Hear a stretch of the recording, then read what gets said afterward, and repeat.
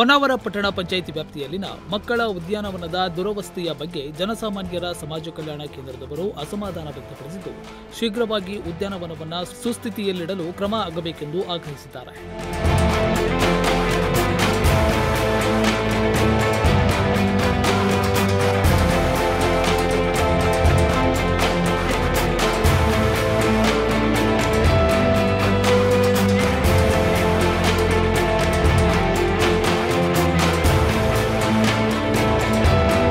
ಮಕ್ಕಳು ಆಡುವ ಆಟಿಕೆ ಪರಿಕರಗಳು ಮರೆತು ಬಿದ್ದಿದೆ. ಪುಂಡ ಪೋಖರಿಗಳು ಸಾರಾಯಿ ಕುಡಿದು ಪ್ಯಾಕೆಟ್ಗಳನ್ನು ಅಲ್ಲಿಯೇ ಎಸೆದು ಹೋಗಿದ್ದಾರೆ. ಬಿಯರ್ ಬಾಟಲಿಗಳ ರಾಶಿ ಬರುವವರಿಗೆ ಸ್ವಾಗತ ಕೋರುತ್ತಿದೆ. ಸಿಗರೆಟ್ ಪ್ಯಾಕ್ಗಳ ರಾಶಿ ಬಿದ್ದಿದೆ. ಶೌಚಾಲಯ ಗಬ್ಬೆದು ನಾರುತ್ತಿದೆ. ನಲ್ಲಿ ನೀರು ಹರಿದು ರಸ್ತೆಗೆ ಬಂದಿದೆ. ಹೊನ್ನಾವರ ಪೊಲೀಸರು ಇಲ್ಲಿ ಬೀಟ್ಗೆ ಬರುತ್ತಾರೋ ಇಲ್ಲವೋ ಎನ್ನುವ ಅನುಮಾನ ಮೂಡುತ್ತಿದೆ. ಕೂಡಲೇ ಹೊನ್ನಾವರ ಪಿಎಸ್ಐ ಬೀಟ್ ಪೊಲೀಸರನ್ನ ನೇಮಿಸಬೇಕು ಎಂದು ಆಗ್ರಹಿಸಿದ್ದಾರೆ.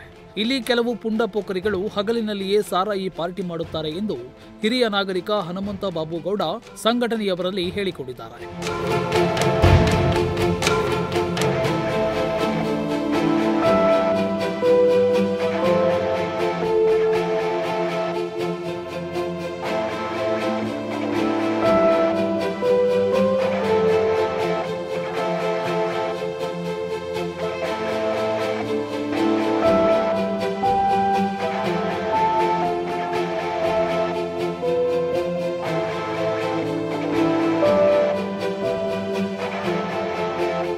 ಈ ಕುರಿತು ಜನಸಾಮಾನ್ಯರ ಸಮಾಜ ಕಲ್ಯಾಣ ಕೇಂದ್ರದ ಅಧ್ಯಕ್ಷ ಆಗ್ನೇಲ್ ರೋಡ್ರಿಗೀಸ್ ಮಾತನಾಡಿ, ಹೊನ್ನಾವರದ ಹೈವೇ ಸಮೀಪದಲ್ಲಿರುವ ಮಕ್ಕಳ ಉದ್ಯಾನವನಕ್ಕೆ ಭೇಟಿ ನೀಡಿದ್ದೆವು.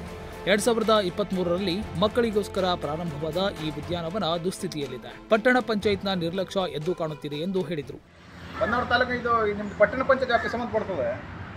ಇಲ್ಲಿ ನೋಡಿದ್ರೆ ಪಟ್ಟಣ ಪಂಚಾಯತಿಯವರು ಯಾವುದೊಂದು ಮೇಂಟೆನ್ಸ್ ಮಾಡ್ತಾ ಇಲ್ಲ. ಒಂದು ನೋಡ್ರಿ ಎಲ್ಲ ಇದು ಹೋಗಿದೆ, ಇದು ಅಲ್ಲಿ ಇದಿಲ್ಲ ಮತ್ತೆಲ್ಲ ಮುರಿದೋಗಿದೆ, ಯಾವುದು ಮೇಂಟೆನ್ಸ್ ಮಾಡ್ತಾರೆ. ಮತ್ತೆ ಏನಕ್ಕೆ ಕೇಳಿದ್ರೆ ಇಲ್ಲಿ ಇದೊಂದು ಅಕ್ರಮ ಚಟುವಟಿಕೆ ನಡೀತಾ ಇದೆ.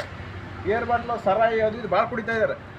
ಮತ್ತು ಇಲ್ಲಿ ಪೊಲೀಸ್ ಇಲಾಖೆ ಒಂದು ಕ್ರಮ ಕೈಗೊಳ್ಳು. ಯಾಕಂದರೆ ಇಲ್ಲಿ ರಾತ್ರಿ ಹೊತ್ತು ಏನೋ ಒಂದು ಅಕ್ರಮ ಚಟುವಟಿಕೆ ಆಗ್ತದೆ ಇಲ್ಲಿ.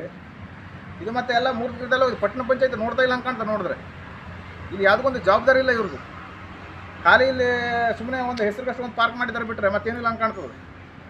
ಎಲ್ಲ ರಾತ್ರಿ ಹೊತ್ತು ಇದೇ ಸ್ಟಾರ್ಟ್ ಆಗುತ್ತೆ. ಕೂಡಲೇ ಇದ್ರ ಬಗ್ಗೆ ಒಂದು ಕ್ರಮ ತಗೊಳ್ಳಿ ಪಟ್ಟಣ ಪಂಚಾಯತ್. ಮತ್ತು ಪೊಲೀಸ್ ಇಲಾಖೆ ಏನಿದೆ ಹೊನ್ನಾವರ ಪೊಲೀಸ್ ಸ್ಟೇಷನ್ ಅವರು PSI ಅಂದ್ರೆ ಕೂಡಲೇ ಇದಕ್ಕೊಂದು ಇಲ್ಲೊಂದು ಸ್ವಲ್ಪ ಇದು ವೀಟ್ನ ವ್ಯವಸ್ಥೆ ಹಾಕಬೇಕು. ಯಾಕಂದರೆ ರಾತ್ರಿ ಹೊತ್ತು ಸ್ಟಾರ್ಟ್ ಆಗ್ತದೆ. ಎಲ್ಲ ಬಿಯರ್ ಬಾಟ್ಲಿ ಬಿದ್ದಿದ್ದಾರೆ.